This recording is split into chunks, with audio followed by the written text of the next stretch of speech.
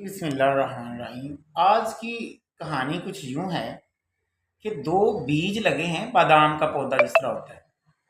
एक कहता है दूसरे से कि हमारे ऊपर जब अभी तय है खाक की, तो जब मैं बाहर निकलूंगा ना तो बहुत नई दुनिया नए जहान देखूंगा, हवा को महसूस करूंगा और बारिश का जब पानी मेरे पे पड़ेगा उसको महसूस करूंगा और सूरज को देख पाऊंगा।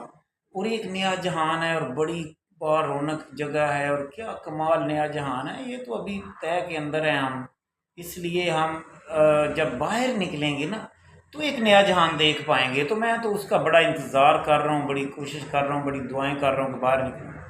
अब दूसरा बीज जो है वो क्या कहते हैं, वो नहीं भाई, यहाँ बड़े महफूज हैं, ठीक ठाक हैं, बाहर निकल के क्या करना है, पता नहीं किस तरह हो क्या नहीं हो, जो जहान देखा ही नहीं उसका क्या। तो भाई इधर ही सही हूँ मैं, तो भाई मैं तो बाहर नहीं निकलना चाह रहा। तो ये एक समझाने के लिए कहानी बनी है।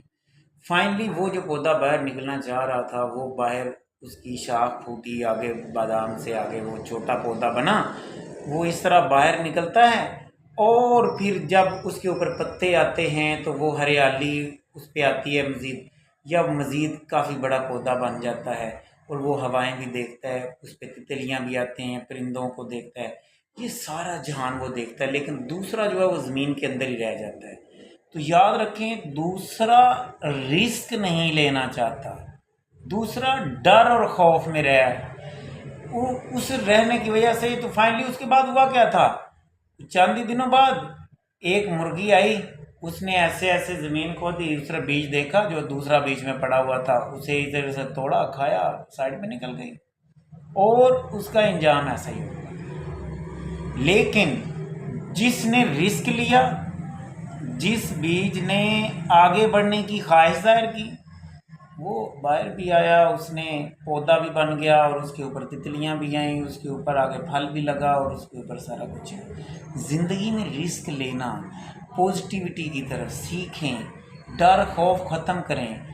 एक नए जहान के लिए इंसान बहुत बड़ी चीज़ है जो अल्लाह ताला ने तख्लीक की है। इसको मज़ीद बिल्कुल आम रूटीन में ज़ाय नहीं करें, कुछ बड़ा सोचें, नया सोचें और आगे बढ़ने की सोच रखें हमेशा। लें जी, आप कमेंट कीजिएगा कि इससे सारी पर्सोनिफिकेशन, इस सारी कहानी से बल्कि क्या समझ आए। Wish you best of luck. अल्लाह हाफिज़।